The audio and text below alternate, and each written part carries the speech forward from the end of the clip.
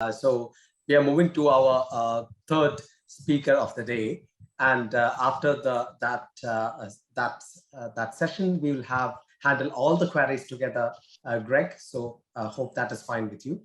And now we go to BIJULAL M, and BIJULAL works at the School of International Relations and Politics, Mahatma Gandhi University. He will speak to us about alienation of indigenous spiritual power, hegemonic acts of lore in Upper Kuttanadu, Kerala, India. So the floor is yours, BIJULAL. Thank you very much. Thank you, Matthew. I hope you can hear me properly. It's audible, very audible, yes. Okay. So this, I'm thankful to all the organizers and greetings to all my co-panelists. So for want of time, I'm just entering into the topic, and this is about the hegemonic lore in the rituals and social memories in wetland paddy regions of Upper Kuttanadu. Kuttanadu, as Matthew mentioned, is part of southern Kerala, and Kerala is situated at the southernmost end of India. And something special about this place, as you know, is about the rich biodiversity and the types of living based on various terrains, occupational diversity. Above all, from the last century, this place is quite known for its steady growth in social development indices. And together with that, one can also see a century-long progression of public action that had several components, including anti-caste movements, which has strengthened the social fabric of Kerala.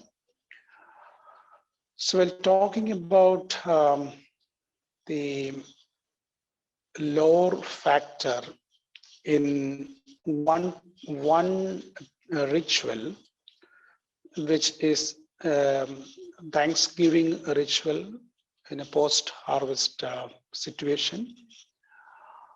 And then another usually circulated lore about a shrine situated around the same place, geographical area.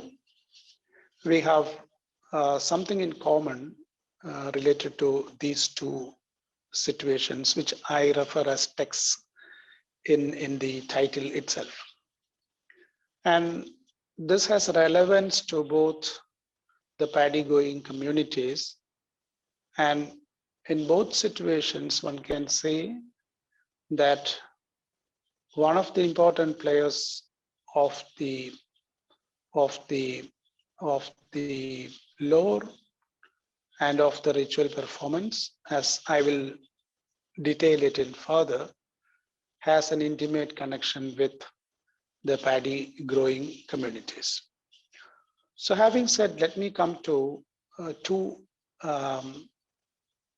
textual situations that I have mentioned. One is about the Thanksgiving ritual called the Padam Puja, which is a ceremony conducted after the harvest.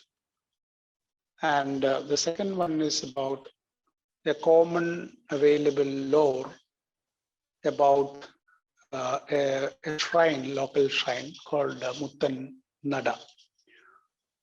Muttan is a local deity, and this is what one has to remember about this. In both the situations, to begin with, one can see that a form of hegemonic text is is available, and there is an intrusive process in which the impact of these hegemonic processes are leading into the communities which are connected to these two situations. This one is about the ritual, as I mentioned.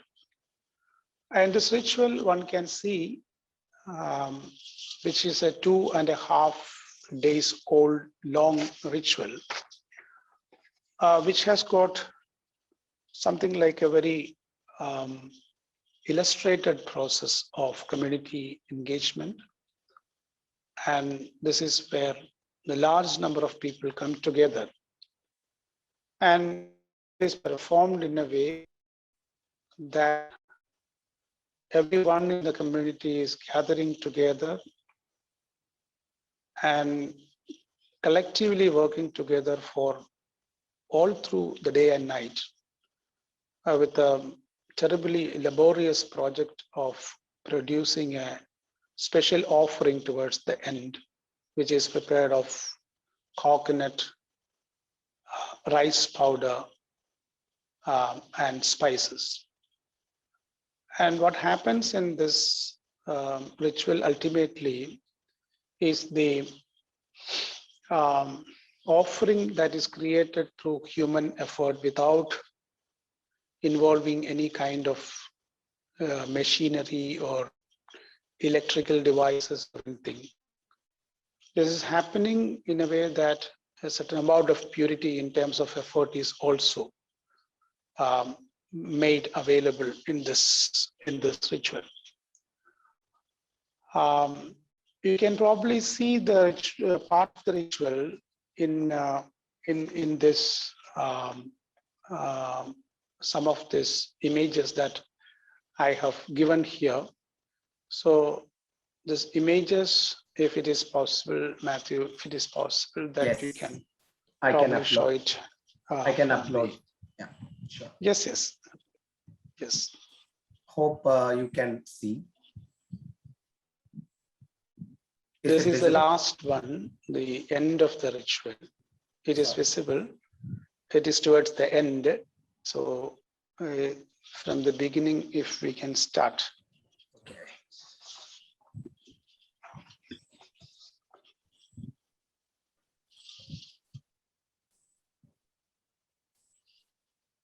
Is it visible now? I can see it. Coming. Can you see? Yeah. Yeah, I can see a photo. Yeah. Thank you.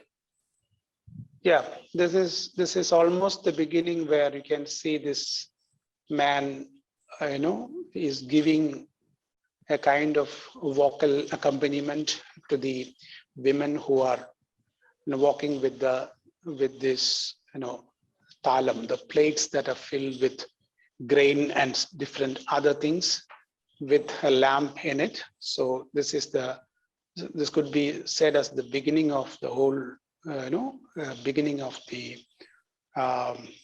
ritual. The second one, please.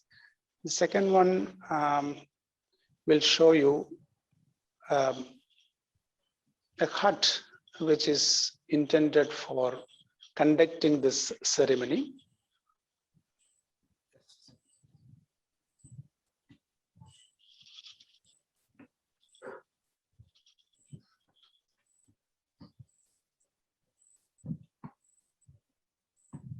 Is it visible? It's coming. It's coming. Now it's visible now. Yeah. Yes. This is a hut that faces the empty field, and this is how it begins. The whole preparation for that. Next slide, please.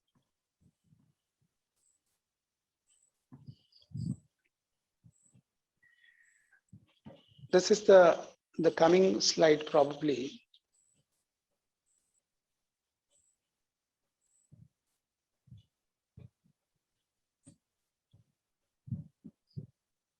Could you direct which one? This is the one with the toddy tapper, the one with the toddy chopper. Oh, all right. Yes. As he stands, and the second one, the pujari is washing his feet.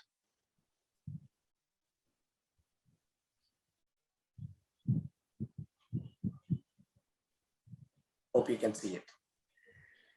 Yeah, this is fine. This is fine. You can see the one who is touching the feet is the one who is conducting the ritual. Anyway, his name is Purushothaman Ashan. He is the one whom I refer for this presentation on this part. So he is actually seen washing the feet of a toddy tapper. So this is where the actual text begins.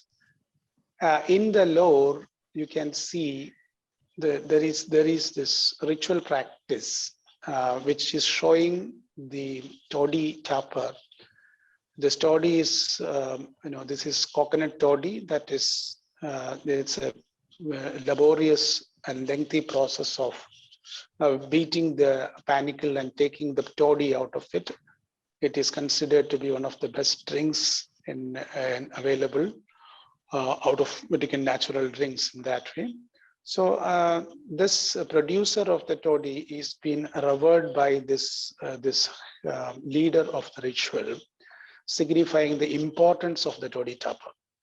This ritual is, as is shown here, is conducted by the Irava community, which is usually believed to have toddy tapping as its kind of traditional or ancestral job, on which there are differences of opinion. In this, what we see here is that touching the feet and revering him is coming as the part of the most visible part of it. But there is a story in the underbelly that talks about a severe kind of what you call as a curse on the toddy tapping person, for he was too intolerant, and an act of intolerance led to the killing of a Brahmin. And most of you are aware about the caste system, where the Brahmin is placed as the highest in the highest order. And in an act of passion, the toddy tapper happens to kill a Brahmin, and that leads to the downfall of the toddy tapper from the previously enjoyed social position that he was having. And this aspect of sin, the aspect of sin that we are seeing here is the killing of the Brahmin, which could be even said as a something like fratricide and bapticide in that sense. There is a very important connection between that. Is coming up later, because in one story, the one who is getting killed is a Brahmin, and the Brahmin was taking the toddy from the toddy tapper to Lord Shiva. And on the way, the Brahmin makes a cheating of drinking the toddy and filling water in the toddy that was meant for Lord Shiva. And Lord Shiva was displeased, and it leads to the killing of the Brahmin, is one story. But at the same time, there is another story which the same practitioner has told, that in fact, the one who is killed is the brother of the toddy tapper itself, who is doing the corruption. So on asking what is happening between this brother, why this interchanging between brother and the Brahmin, the answer could be that killing of the brother itself is equivalent as a killing of a Brahmin. So there is an interchangeability that is been recorded by the same practitioner, and that itself is a kind of an interesting contradiction in the story itself. The most interesting part for me in this context is that nowhere in the performance of this whole ritual, there is no mention about the killing of the Brahmin or the curse factor. But there is a very deeply latent story that circulates among the population that conducts the ritual. You can say the Yerava community, for example, there's a legend that they have come from, and they were sons of all these Apsaras, and Indra was the Indra, what you can call as the chieftain or head of Devas, the father of them, and Apsaras were their mothers. So from this great status for the sin of having killed a Brahmin, they have been down from the social hierarchy and something like that. So this is actually been performed, and this performance is not done by a Brahmin, ritual leader. It's all performed by community members, and the underlying factor of sin is a continuous, something very, what you can say as a contemporaneous thing that runs across the ritual. As the second one that I was trying to talk about is about the kind of popular story, again about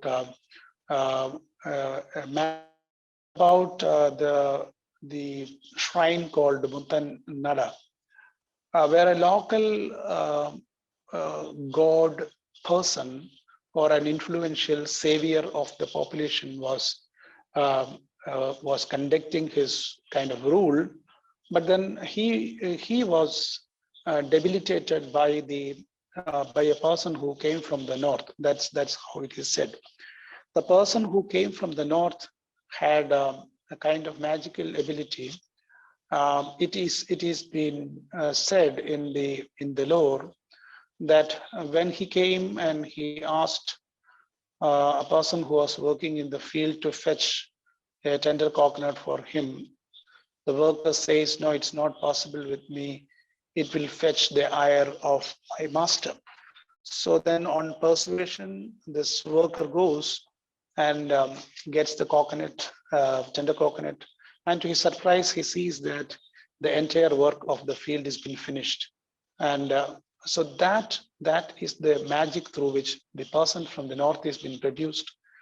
And then the person from the north is engaging in a physical fight with the local chieftain, and he is debilitating the person, and by physically reducing his strength, breaking his leg and things like that, and he leaves the place, but entrusting the continuing rule of the location to the debilitated, the kind of local chieftain.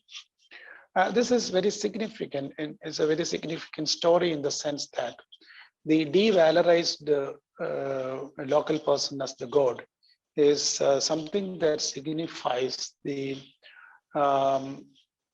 arrival of a formal god of the Hindu pantheon. So what happens here is that the local is somewhere giving way to a kind of modern imagination or the modern form of God that comes as comes through the act of magic and with a lot of power, obviously.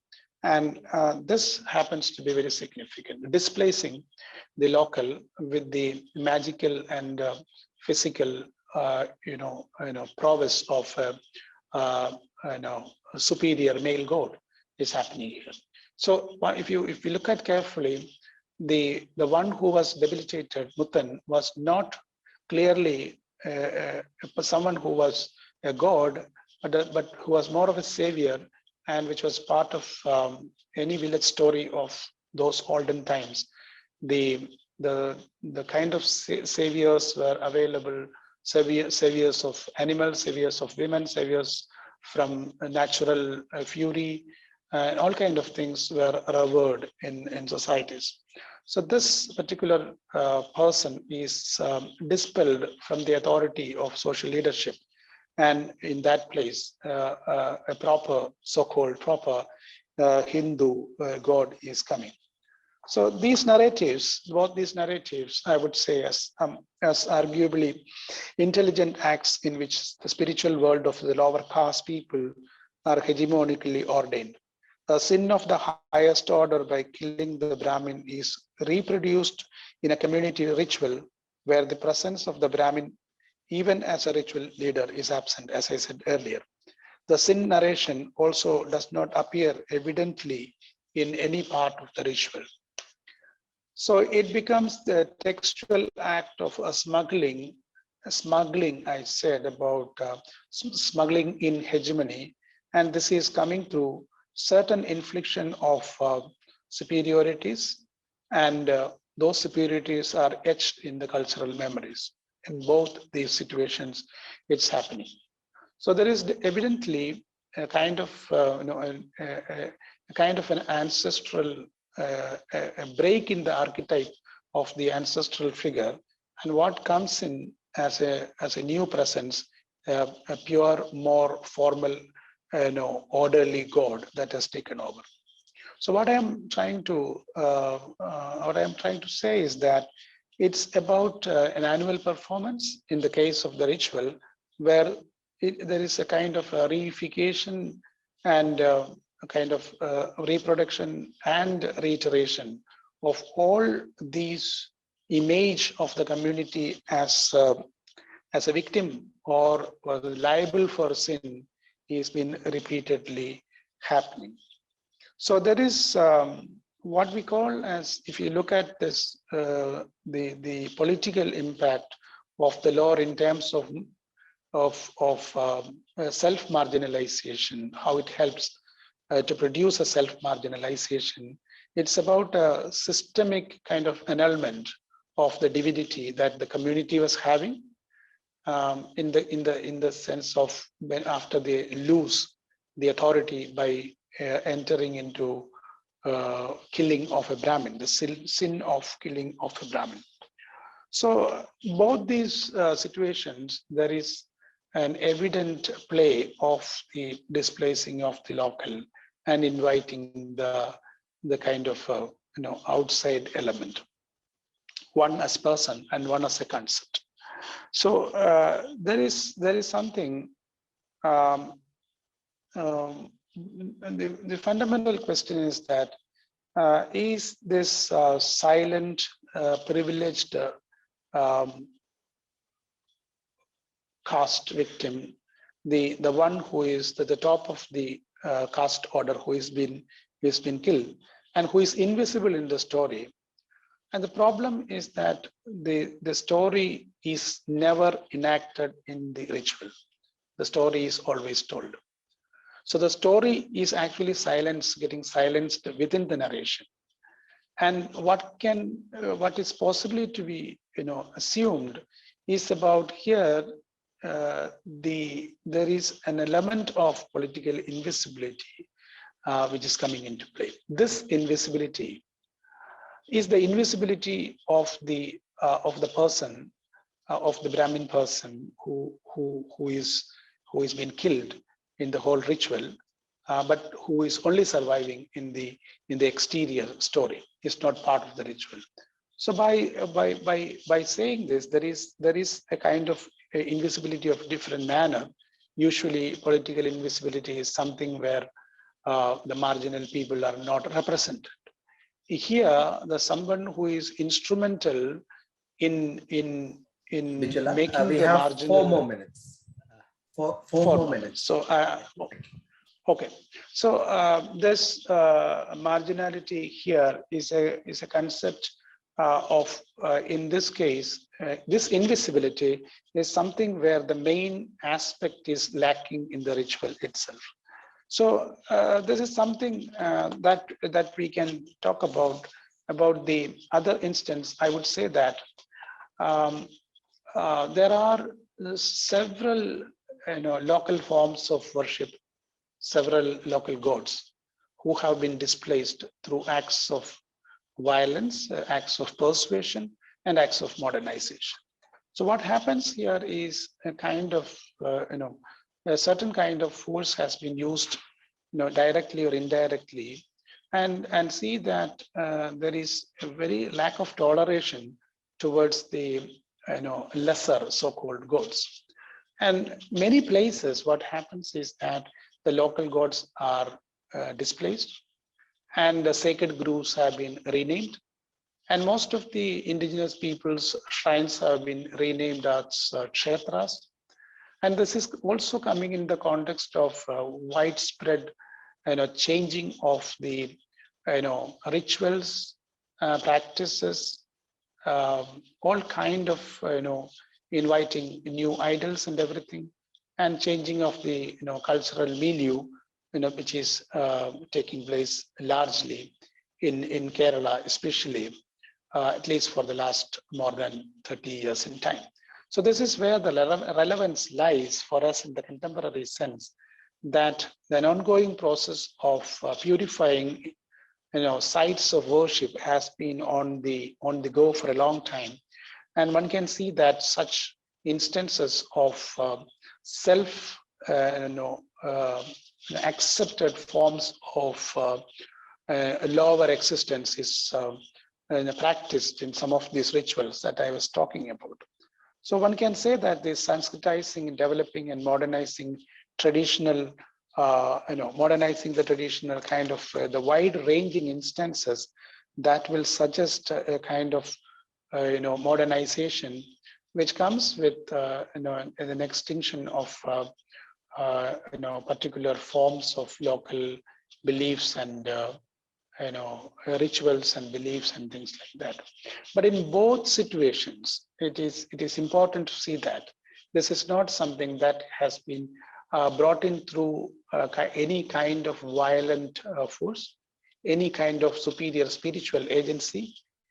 Here, there is an innate way of self-assumption, which can be seen as a kind of subordination, a conscientious subordination of the communities involved.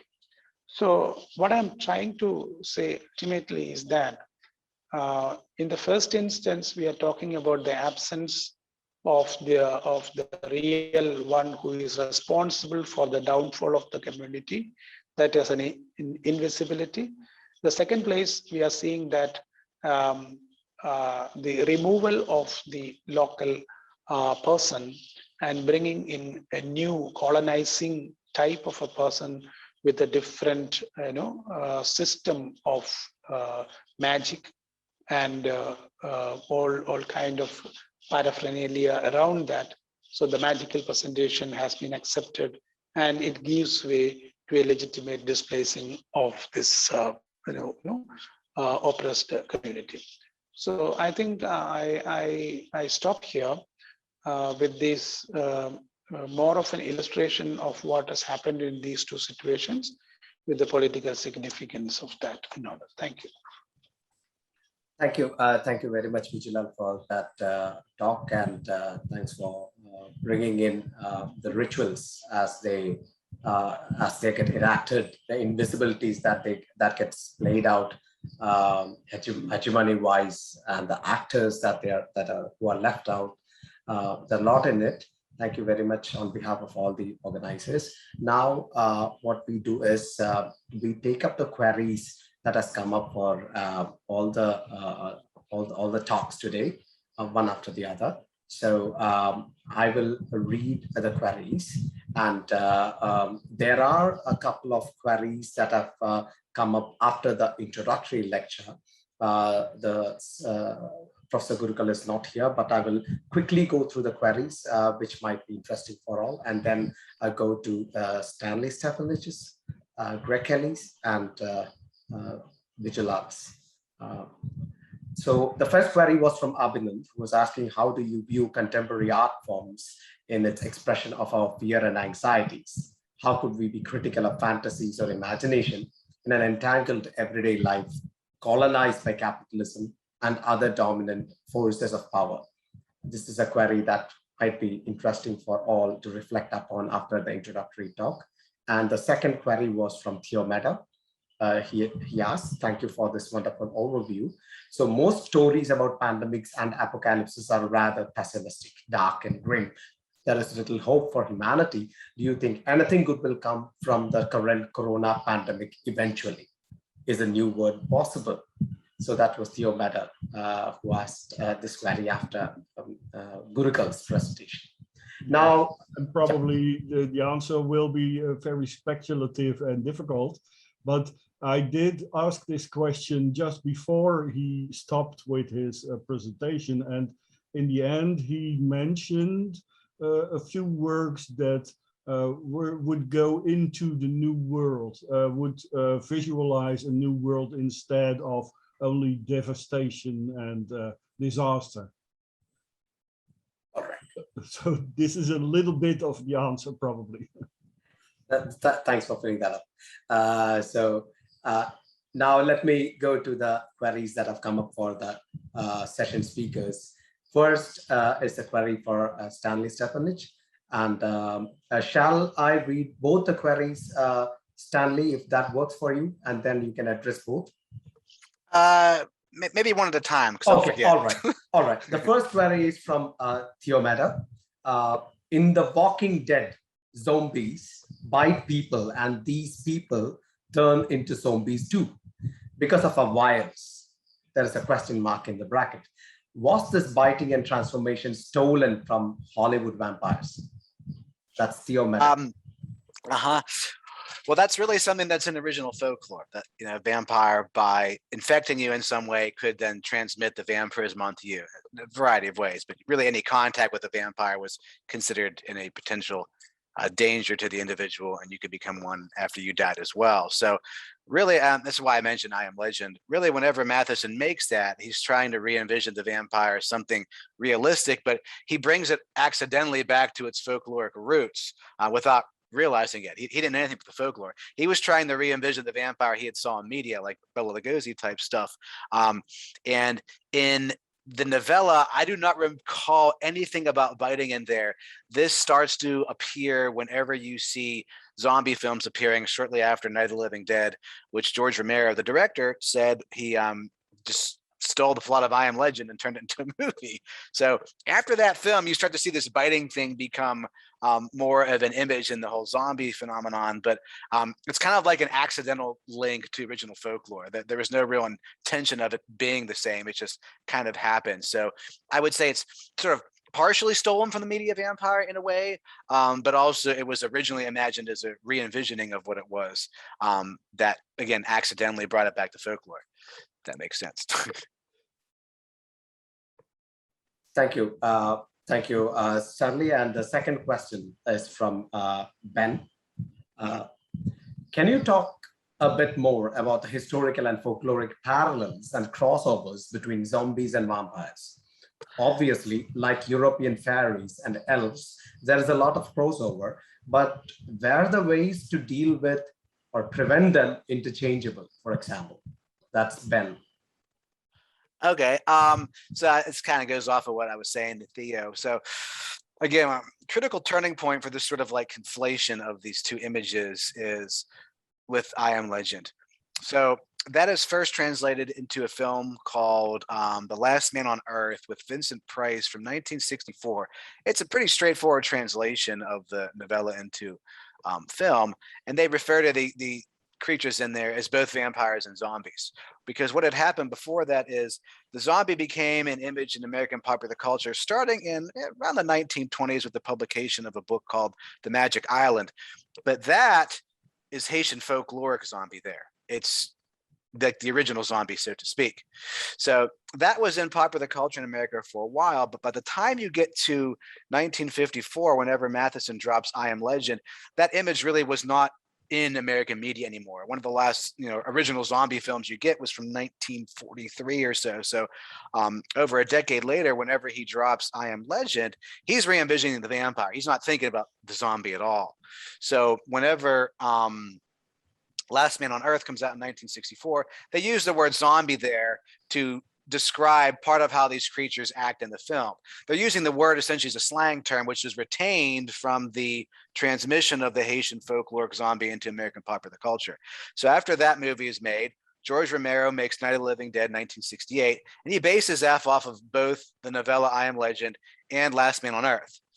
They're never called vampires in the film. They're just referred to as the living dead, but the way he portrays them is essentially how they look in Matheson's book, and that's essentially what they're like in folklore. So after that film, after you get Night of the Living Dead, you have all these zombie films that start to come out. It becomes a really popular theme in the 70s, 80s, like Return of the Living Dead, Return of the Living Dead 2, Return of the Living Dead 3, Day of the Dead, Dawn of the Dead, et cetera, Shockwaves. I mean, there's so many.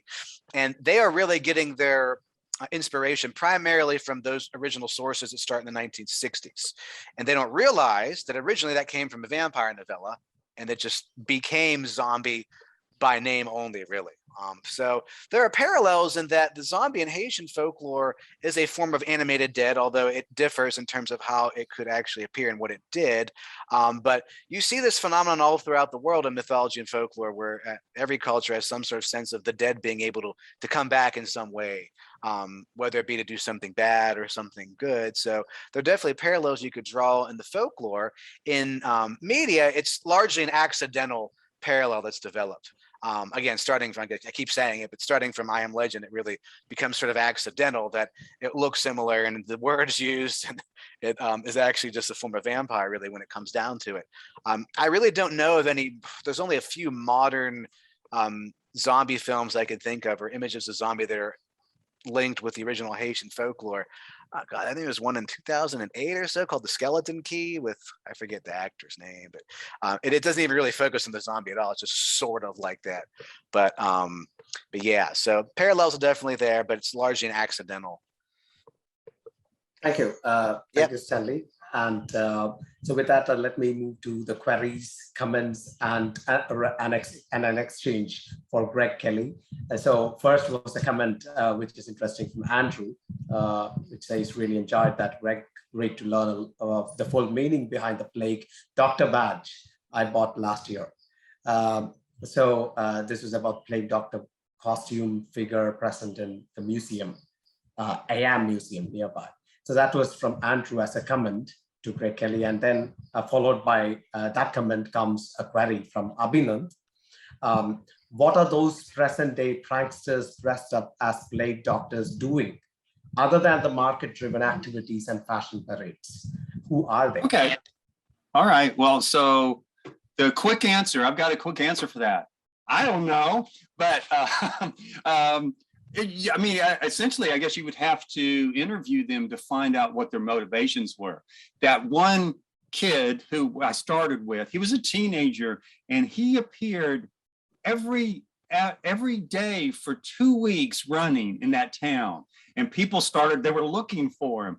And so he was a teenager. Why do teenagers do anything that they do, right? So, but, you know, as I said, the authorities got involved, and they gave him a talking to. That's all it said in the news stories I could find, is that they gave him some advice, and I think they gave him a cease and desist, basically. But then meanwhile, that other guy in London, why? So, you know, performance, you know, anxiety gets wrapped up in performance in all kinds of interesting ways. I did, so that parade that happened in St. John's, Andrea, is Andrea here today? Andrea Kita, she's the one who, she knew I was doing work on this, and she connected me to a person in St. John's who had organized this. So I did talk to her, and I just thought this would be relevant. What she said was, and her name is Ainsley Hawthorne, and she is a cultural historian, and she's the one who organized that plague doctor parade in St. John's. And so she just offered this up to me. She said, you know, the plague doctor, it's history's most iconic image of the pandemic. And I think she's right about that. And she reflected on this, what she called a timely spectacle, and it had like a cathartic potential. And she said, it seemed to me that a plague doctor parade would be an appropriate way to mark 2020, which was another plague year, right? As well as to bring some magic and lightheartedness to what had been a very stressful time. So this is what she said, a way to kind of undercut the stress, a way to, in the same way that people use jokes about disastrous situations. Basically, it's a coping mechanism. So, but just as like I tried to show you all, the costuming stuff around plague doctors, it exploded around Halloween of 2020. And it was, I think, the #1 costume, and a lot this past year as well.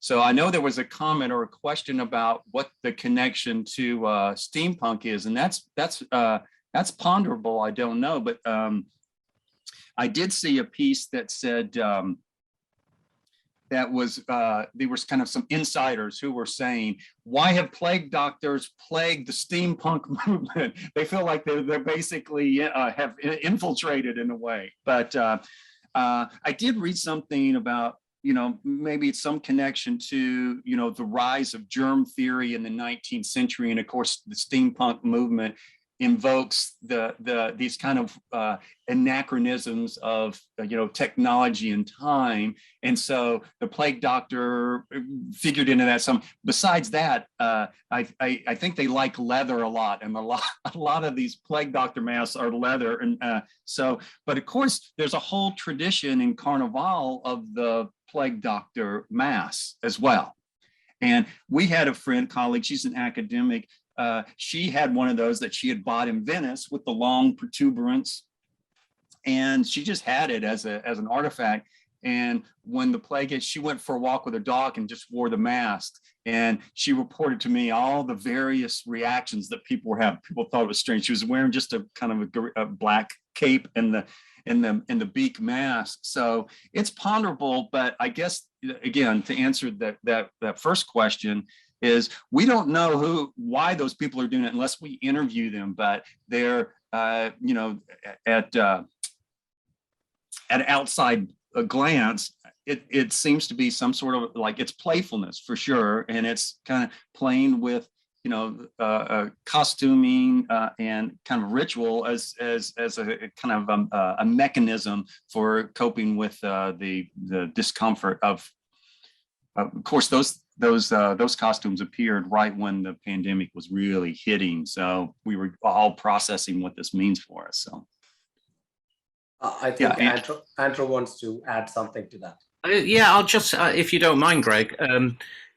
No, I wonder. Certainly, steampunk in the UK is becoming increasingly popular, and there are a number of fairs and festivals around the country. And my understanding, I've not studied it, but my understanding is that it's grown out of the goth movement.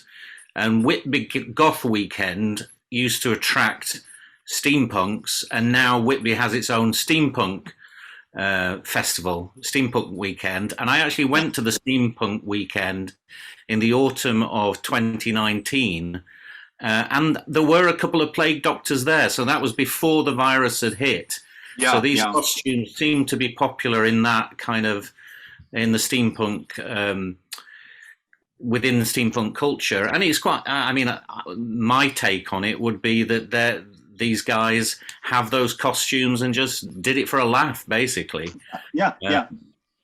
I mean, that's as reasonable as any other explanation, just that, it's, and again, the kind of playing with historical period is part of the fun of steampunk, right? And so it's just another way to bring in some like 17th century fun into the sort of the 19th century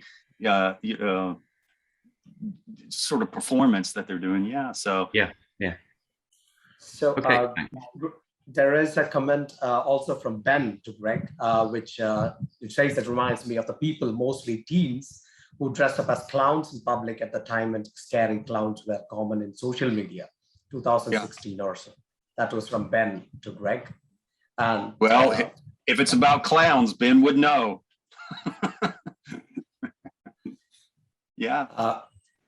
So those are the comments and queries for Greg. And there is one query to BIJULAL. this is from Triomeda. So to Bijulal, how crowded were the rituals you talked about, and how far did Corona interfere with these rituals? That was for Bijulal.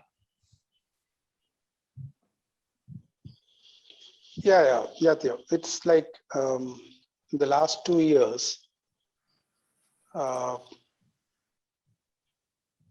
ritual otherwise is very well participated by hundreds of people. The harvest Thanksgiving ritual that I was talking about. Last 2 years during the Corona time, these rituals are conducted between February to April. And these 2 years, one can see that the first year it didn't take place. The second year, it's quite scanty that very few people attended for that whole thing. So probably it could be a break that was seen in that particular place after a very, very long time. That's what I have to say. Thank you. Thank you. Thank you. Yeah, interesting. Thank you, Bijulal. And let me please remind the participants that you requested to provide a feedback for today's session. There is a link that is provided in the chat line, so you can use that. And meanwhile, there is a comment from A.K. Ramakrishnan, which says, Herzog's was a remake of Murnau's film. Professor Ramakrishnan, am I pronouncing it right? Murnau. So that's a comment from A.K. Ramakrishnan. And then we don't have any more queries and comments that have come so far. So meanwhile, I remind you once again to fill the feedback forms. And let me just recap today's events. Theo, shall I do it fast and then also announce tomorrow's sessions? Yes, please do. Yeah. All right. So thank you. So today we started this ISCLR webinar, the second webinar, and we had an introductory lecture from Rajan Gurukul. And afterwards, we proceeded to the first session with Stanley Stefanich talking about the origins of vampire, Greg Kelly on contagion, curatives, and legendary practitioners, a late Dr. Redux, and Bijulal talking about hegemonic lore rituals and social memories in wetland paddy regions, Upper Kuttanadu, Kerala. So that ends today's proceedings, and tomorrow we have another round of sessions coming up, and we have Theo as the moderator for tomorrow's sessions. And if Theo would like to quickly go through the presenters, or shall I just read out who all are there? Well, yeah, you do that. I see you are going to share the screen. Yeah. All right, the screen is being shared now. So for the reference of all the participants, this is tomorrow. So let me, on behalf of all the organizers, thank you for today. And there were a lot of people who were working behind this. Theo was always there, and then Anoop and a lot of people who were behind the scene. Thank you all for them, and all the participants who've been in the process as listeners, as well as people who have been engaging in the process. Thanks to them as well. Yeah, and I also like to thank all the people, the technical people in India who made the flyers and the website and the connection with Zoom. It all went very well, and I'm very happy it went this way. And I hope tomorrow will be another successful session, a successful day. So thanks, everyone.